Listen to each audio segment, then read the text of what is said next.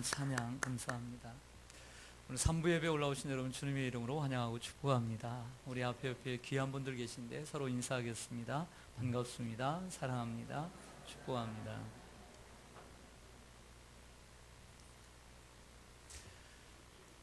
미국 보스턴의 한 보호소에 앤이라는 소녀가 있었습니다. 이 앤의 엄마는 죽었고 아빠는 알코올 중독자였습니다. 아빠로 인한 마음의 상처에다 보호소에 함께 온 동생마저 죽자 애는 충격으로 미쳤고 두 눈 모두 실명까지 했습니다. 애는 수시로 자살을 시도하고 개성을 질렀습니다. 결국 애는 회복불능 판정을 받고 정신병동 맨 아래 지하 독방에 수용되었습니다. 그 누구도 그를 치료하려고 하지 않았습니다. 모두 치료를 포기했을 때 나이 많은 한 간호사 로라가 앤을 돌보겠다고 자청해서 지원했습니다. 로라는 정신과 치료보다는 그냥 친구가 되어주기로 했습니다. 그래서 날마다 과자를 들고 가서 책을 읽어주고 기도해 주었습니다.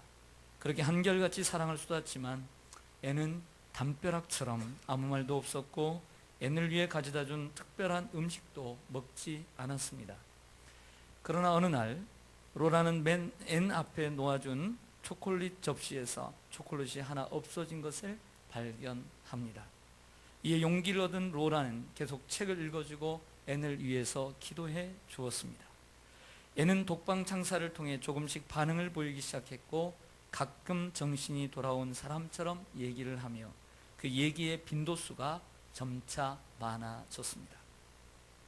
이렇게 해서 마침내 2년 만에 앤은 정상인 판정을 받아 파킨스 시각장애 학교에 입학을 했고 교회에 다니면서 신앙심으로 밝은 웃음을 되찾게 되었습니다. 그 후 안타깝게도 노 간호사 로라와 죽음으로 인해서 이별의 아픔을 겪었지만 애는 로라가 남겨준 희망을 볼 수 있는 마음의 눈으로 시련을 이겨내고 그 학교를 최우등생으로 졸업을 합니다. 신문사의 도움으로 그녀는 개한 수술을 받아 앞을 볼 수 있게 됩니다. 수술 후 어느 날 바로 그 애는 신문 기사를 봤습니다. 보지 못하고 듣지 못하고 말하지 못하는 아이를 돌볼 사람을 급구함. 애는 그 아이에게 자신이 받은 사랑을 돌려주기로 결심하고 이것이 하나님의 뜻이라고 마음먹습니다. 사람들은 못 가르친다고 했지만 애는 말했습니다. 저는 하나님의 사랑을 확신합니다. 결국 그 앤의 사랑으로 그 아이를 20세기 최고의 여인으로 만들었습니다. 바로 그가 헬렌 켈러입니다. 그리고 바로 그 선생님이 앤 설리번 여사입니다. 간호사 로라가 앤 설리번과 함께 있어주고 앤의 고통을 공감하면서 앤을 정상인으로 만들어냈고 바로 그 사랑을 받은 앤 설리번도 헬렌 켈러와 48년 동안 함께 있어 주었습니다. 사랑하는 성도 여러분, 우리가 인생을 살면서 보지 못하고 듣지 못하고 말하지 못하는 이 삼중고 가운데 하나 아니면 두 개의 고통을 내가 짊어져야 된다고 생각할 때 그 누구도 듣지 못하거나 그리고 말하지 못하는 것을 선택할지언정 앞을 보지 못하는 고통을 선택할 사람은 이 세상에 한 사람도 없을 것입니다. 그럼 사람이 갖고 있는 고통 가운데 가장 큰 고통은 바로 앞을 못 보는 고통인 것이죠. 오늘 성경에는 이처럼 앞을 보지 못하는 맹인거지 바디메오를 찾아오신 예수님을 만날 수 있습니다. 마치 앤 설리번에게 찾아간 로라처럼 그리고 헬렌 켈러를 찾아간 앤 설리번처럼 주님은 오늘 바디메오를 앞을 못 보는 바디메오를 찾아오셨습니다. 그리고 그 주님은 지금 오늘 이 자리에 here and now 지금 그리고 이 자리에 저와 여러분을 찾아와 주십니다. 예수님이 이 땅에 오신 목적을 이루시고 그리고 십자가를 지시기 위해 북쪽의 갈릴리 사역을 마치고 남쪽에 있는 수도인 예루살렘으로 올라가시게 됩니다. 그 올라가는 도중에 오늘은 여리고를 지나 여리고를 나오시게 되었습니다. 먼저 여리고에 대해서 잠시 살펴보죠. 여리고는 지금도 마찬가지지만 2000년 전에도 무역이 아주 발달한 경제적으로 부유한 도시였습니다. 2000년 전에는 얼마나 아름다웠던지 요단강 저편인 요르단에서 지금도 바라보면 평지에 놓여 있는 여리고가 참으로 아름답게 보여집니다. 그래서 그 당시에는 장미의 도시라고 할 만큼 아름다웠습니다. 그러나 지금은 장미는 온데간데 없고 그 모든 입구에 보면 큰 종려나무가 양쪽 가에 많이 심어져 있어서 지금은 종려나무 성읍이라고 이렇게 불려집니다. 이 여리고는 여러분 잘 아시는 대로 모세 후계자 여호수아가 가나안 땅에 들어갔을 때 무너뜨렸던 바로 그 성읍이고, 그 무너진 성읍이 지금도 그대로 남아 있습니다. 역사학자들은 수천 년 전 세상의 수많은 성들 가운데 최초의 성 가운데 하나라고 말하고 있습니다. 바로 이 성읍은 요단강에서 서쪽으로 9km 지점에, 그리고 아래에 있는 사해에서 북쪽으로 12km 지점, 그리고 사해 왼쪽에 있는 예루살렘에서 30km 지점에 위치해 있는 바로 그곳에 위치해 있습니다. 마침 이때가 예수님이 십자가를 지셔야 되는 6월절이었습니다. 이스라엘에게는 3대 절기가 있는데 마치 우리의 추석과 설날처럼 고향을 방문하듯 기쁜 그리고 들뜬 마음으로, 또 예물을 드려야 되기 때문에, 짐승을 드려야 되기 때문에, 끌고 가기에는 너무나 무리가 되기 때문에 그곳에 가서 짐승을 사야 되기 때문에 주머니에는 돈이 두둑했습니다. 마음도 즐거웠죠. 이 사람들이 그 여리고를 지나가야만 했던 것이죠. 이러한 지나가야만 했기 때문에 거지인, 맹인 거지 바디메오에게는 한몫을 챙길 수 있는 절호의 길이었으며, 바로 그 길은 축복의, 스스로 생각하기를 축복의 길이었던 것입니다. 많은 사람들이 지나가는 길목에는 맹인 거지 바디메오가 길가에 앉아 구걸을 하고 있었습니다. 그때 나사렛 예수가 지나간다는 소식을 듣자 가만히 있을 수 없어 나사렛 예수여 나를 불쌍히 여기소서 이렇게 소리칩니다. 그렇게 해서 바디메오는 예수님을 만났고 자기 삶의 최대의 과제요 숙제였던 두 눈을 뜨게 되는 이러한 축복을 받습니다. 할렐루야. 어떻게 해서 이러한 축복을 받을 수 있었을까요? How? 어떻게 해서? 예수님을 만남으로. 할렐루야. What? 그러면 무엇이 그의 눈을 뜨게 했을까요? 무엇이? 예수님의 말씀을 보면 믿음이었습니다. 다시 하겠습니다. 믿음. 52절을 보죠. 예수께서 이르시되 가라 너의 무엇이 믿음이 너를 뭐했다? 구원하였느니라. 너의 믿음이 너를 구원하였느니라 하시니 그가 곧 어떻게 되어서 구원도 받고 보게 되는, 이렇게 축복을 받고 예수를 길에서 따르는 제자가 된 줄로 믿습니다. 저를 보시죠. 아무리 이 본문의 말씀을 수없이 읽고 또 읽어도 본문의 주제, 그리고 성경이 우리에게 말씀하시는 것은 오직 믿음이라는 것을 발견하게 되었습니다. 오늘 이 본문 속에서 믿음을 얘기하지 않는다면 나는 하나님을 반역하는 것 같아요. 그래서 오늘 설교의 주제를 믿음으로 잡았어요. 믿음을 얘기하지 않을 수가 없다는 거죠. 믿음. 그렇다면 저는 여러분들에게 오늘 같이 나누고 싶은 것은 예수님께서 그 바디메오에게서 본 그 속에 숨겨져 있던 그 믿음은 어떠한 믿음이었는가?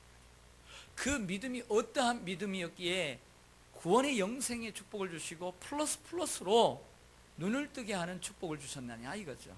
오늘 그 믿음을 생각해보고 저와 여러분이 그 믿음의 길을 걸어가기를 소망합니다.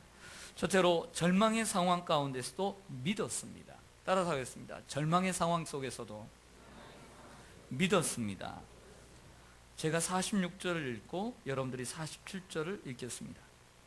그들이 여리고에 이르렀더니 예수께서 제자들과 허다한 무리와 함께 여리고에서 나가실 때에 디메오의 아들인 맹인거지 바디메오가 길가에 앉았다가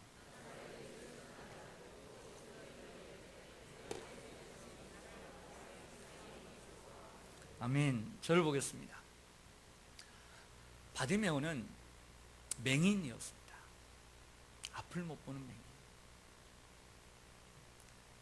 상상하기 싫겠지만 귀로 듣지 못하는 것, 이것도 싫고요. 말을 못하고 살아간다는 것, 상상하기도 싫어요. 그런데 그것보다 더 암울한 앞을 못 보는 인생이 된다고 한번 생각해 보세요. 나가고 싶겠습니까? 사람들의 시선은 어떨까요? 우리가 복음서에서 느끼는 바와 같이 2000년 전의 당시에는 하늘의 저주를 받은 사람들 가운데 하나가 한센병자, 문둥병자였어요. 여기저기 고름으로 가득한.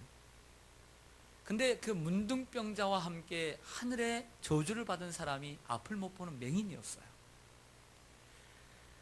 때문에 사회적으로 외면을 당하는 삶을 살았습니다. 앞을 못 본다는 것 때문에 얼마나 힘들었을까요? 사람들의 따가운 시선과 비난에 자살을 결심하지 않았을까요? 수없이 돌부리에 넘어지며 수없는 좌절과 고통 속에 인생을 살아야 했을 것입니다. 그는 맹인이었습니다. 여러분 중에 혹이라도 신체적으로 그리고 육체적으로 아픔을 갖고 계신 분이 계십니까? 질병 속에서 아니면 고통 속에서 매일 밤잠 이루지 못하며 그 질병으로 인해서 몸이 아파서 쓰라린 그 아픔으로 인해서 왜 내 인생은 이래야만 하는가라는 생각을 하신 분 없으십니까? 그분이 바로 바디메오입니다. 육신의 상황 가운데, 육신의 고통 가운데 있는 분들. 바디메오, 그는 또 거지였습니다. 앞을 못 보는 사람이면 그래도 부잣집이라도 태어났으면 얼마나 좋았을까요? 근데 앞도 못 보는 상황 가운데서 가난한 집에 태어났던 것이죠. 아니면 그 집에서 버림받았다는 거예요. 버림받았다. 난 이런 애들 못 키우겠다는 거죠. 가난한 집에서 태어났던 것 같습니다. 구걸하며 살아야 하는 인생, 얼마나 비참한 인생이었을까요?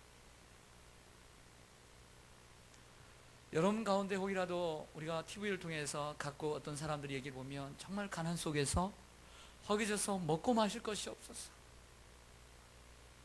정말 주머니에 동전 한 푼 없어서 힘들게 살았던 그 인생들을 우리는 가끔씩 얘기를 들어봅니다. 여러분 중에도 과거에 그런 경험이 있는 분들도 있을 것이고, 현재 여러분들의 주머니에 한 동전 한 푼 없고 고통 속에 물질적인 어려움을 당하는 분들도 계실 것입니다. 저는 바로 그분이 바디메오라고 생각해요. 물질의 절망 속에 있는 분들.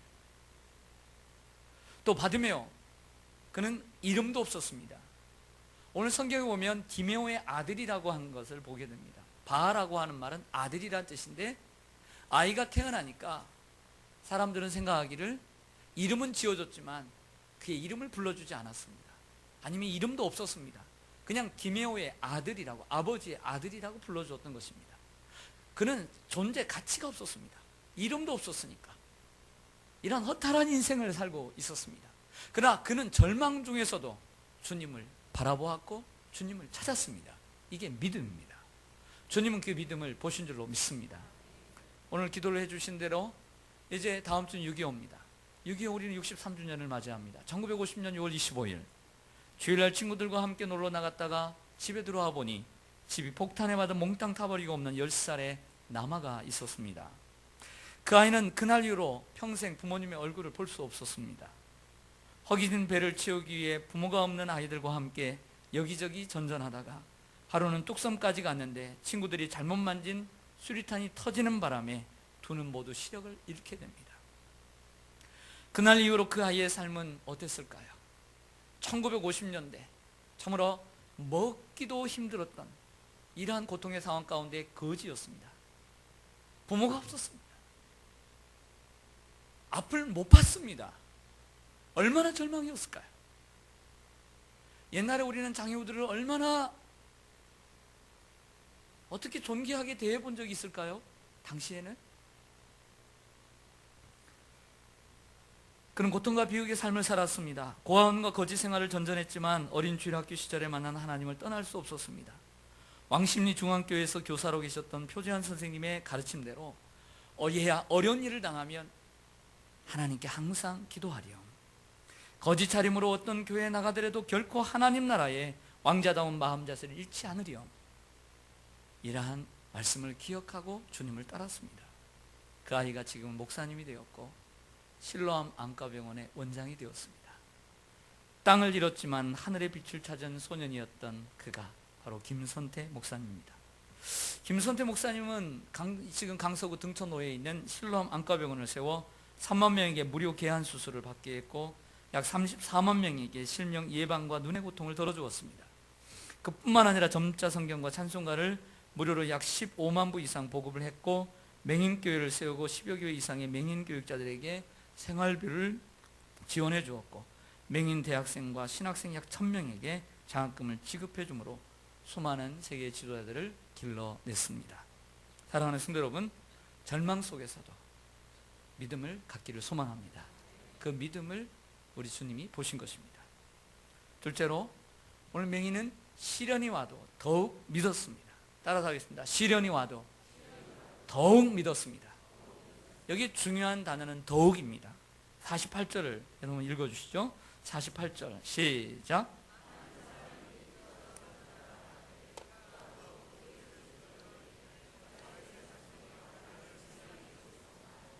아멘. 저를 보시죠.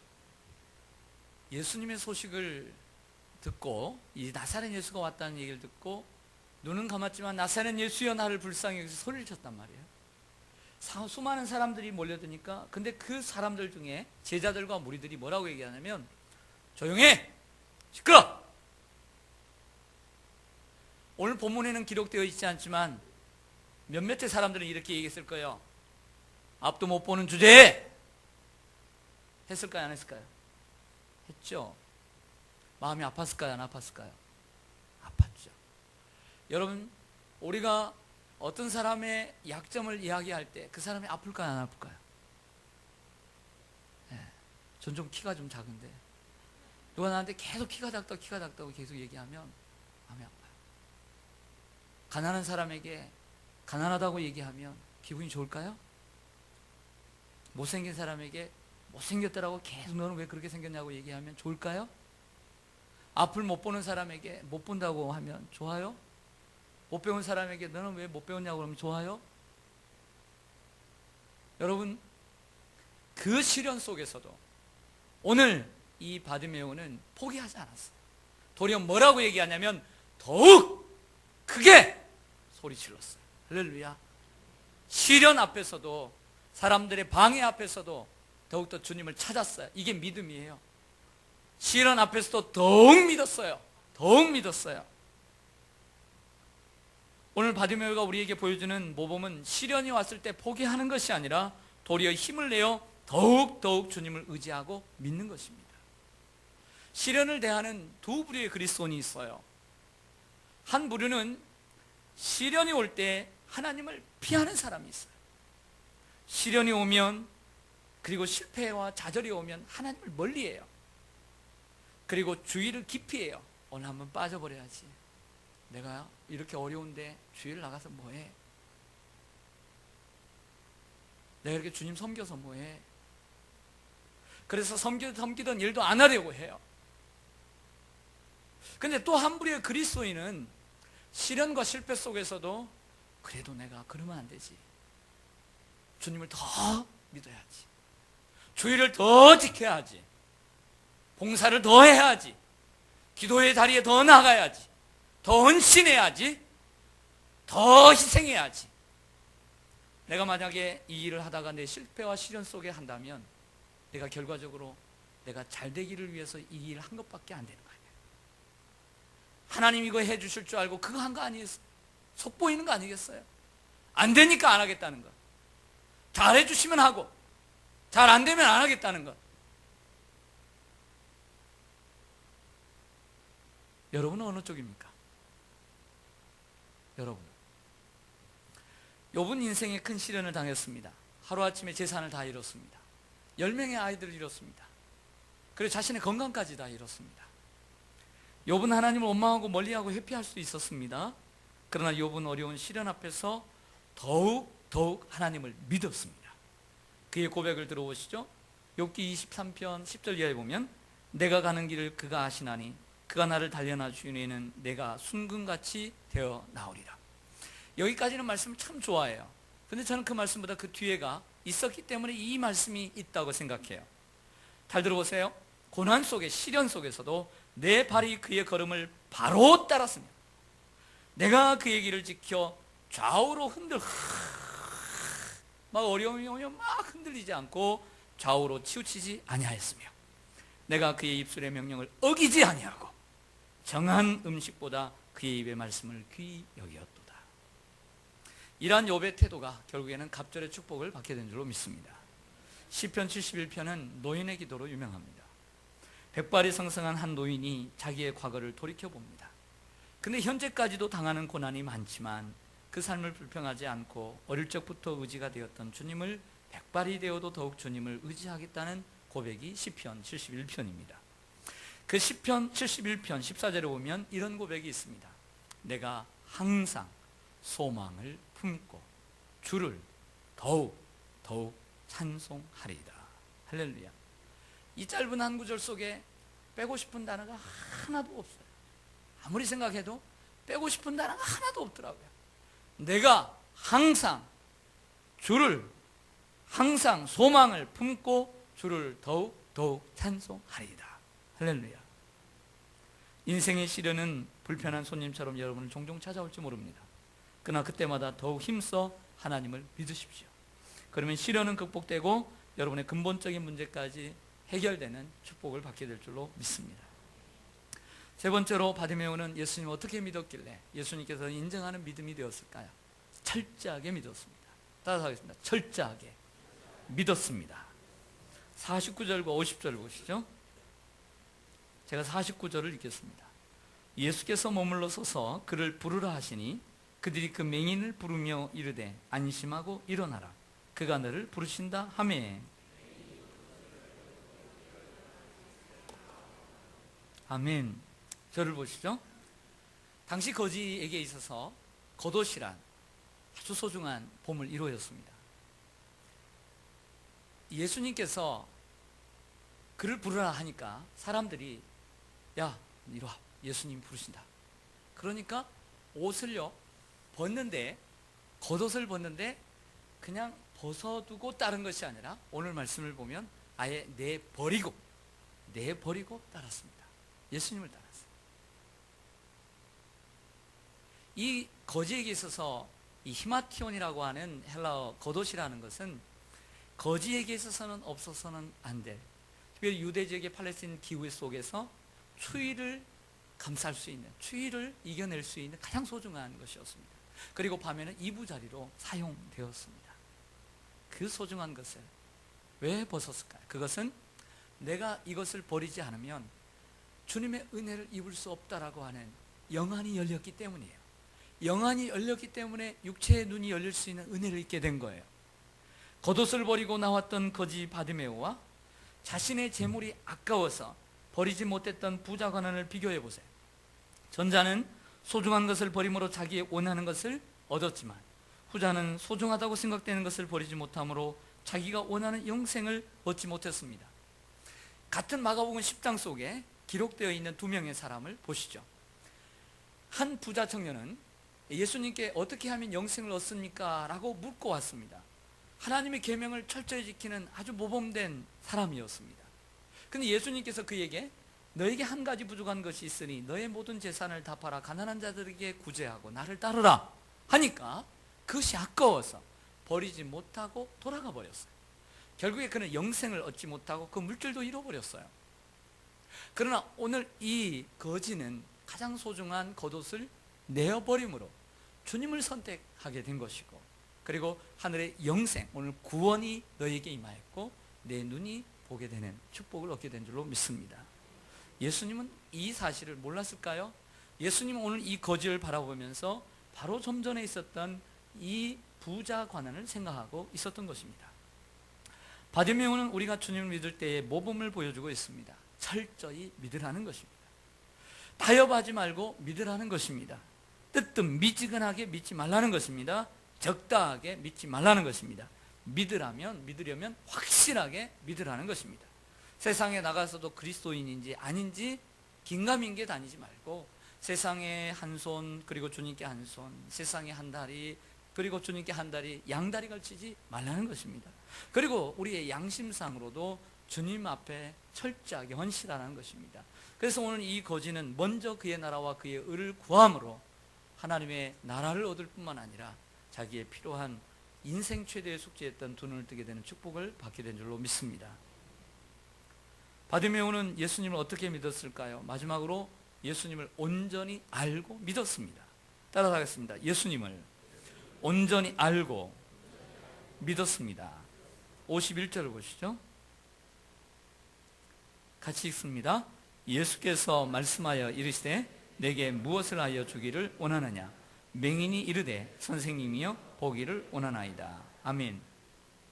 맹인 바디메오는 47절과 48절에서 예수님을 부를 때 이렇게 불렀습니다. 다윗의 자손 예수여 나를 불쌍히 여기소서. 다윗의 자손이라고 하는 이러한 표현은 마가복음 속에서는 잘 드러나지 않습니다.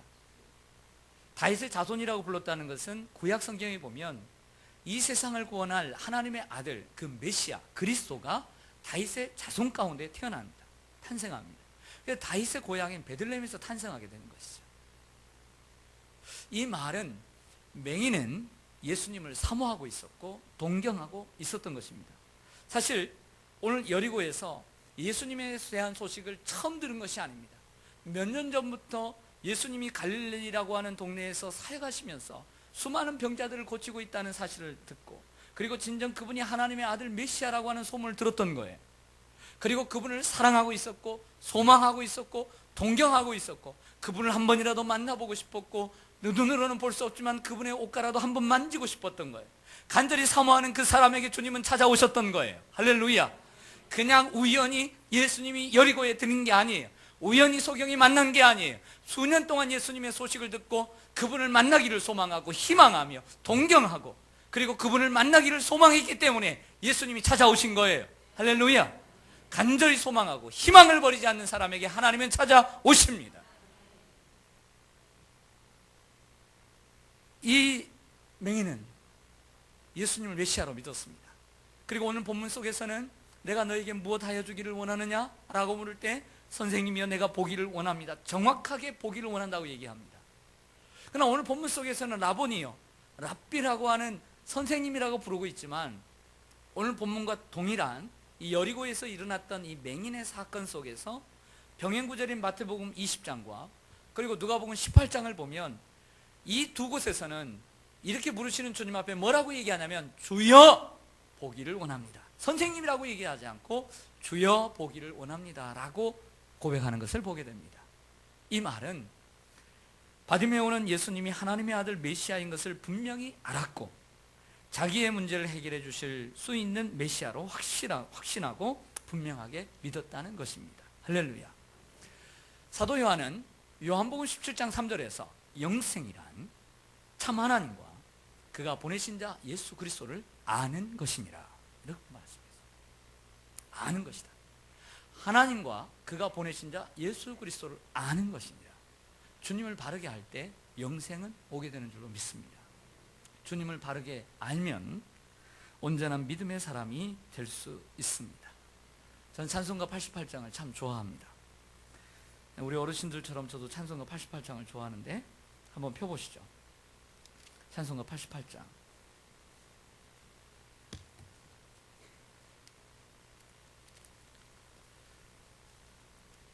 찬송가 88장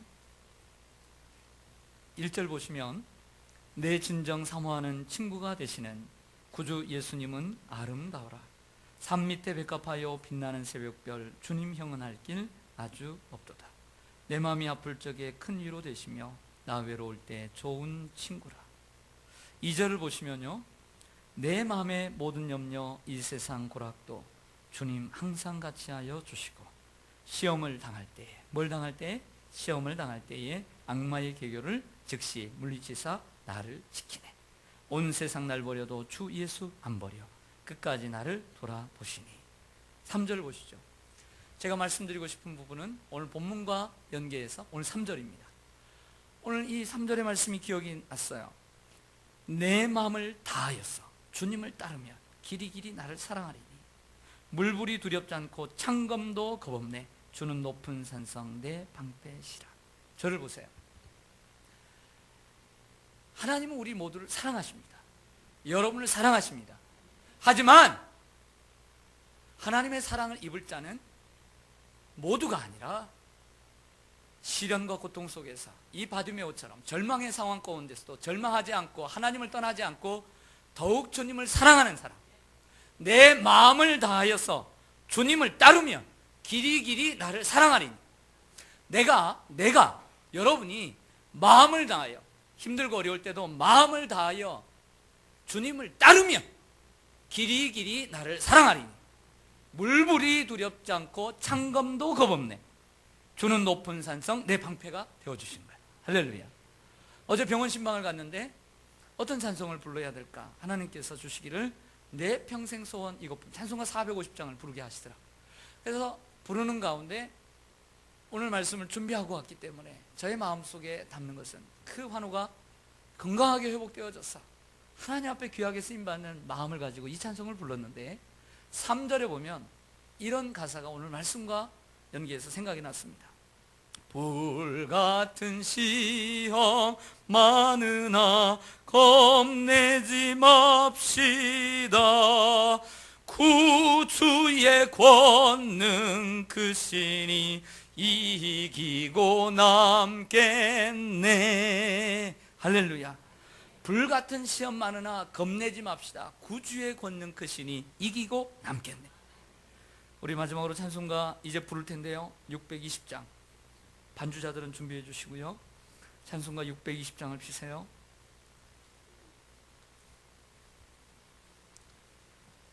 (620장을) 보면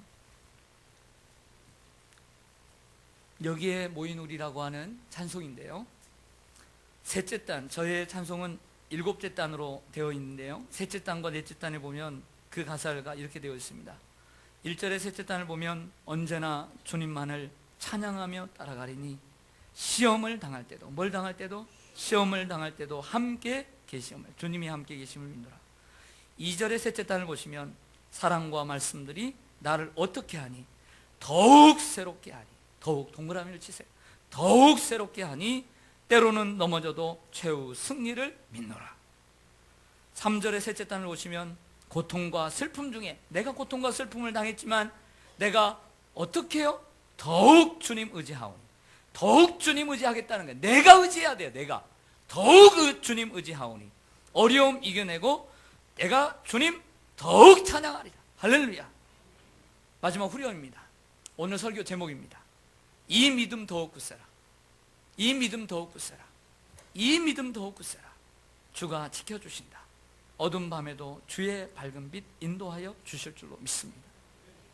대산을 넘어 험곡에 가도 캄캄한 밤에 다닐지라도 주님께서 우리의 빛 되십니다. 이 믿음 더욱 굳세라. 굳세어라 금순아. 금순아가 아니라 굳세어라 믿음아. 굳세어라 믿음아. 그래, 우리 가슴에 손을 얹어보겠습니다. 너무 세게 치지 마시고, 여러분 소중하니까 살짝 만지시면서 여러분들 믿음이 굳세어져야 될 줄 믿습니다. 굳세어져야 돼요. 절망의 상황 가운데, 시련 속에서도, 아픔 속에서도 당할수록, 힘들수록 주님을 따라가야 돼요.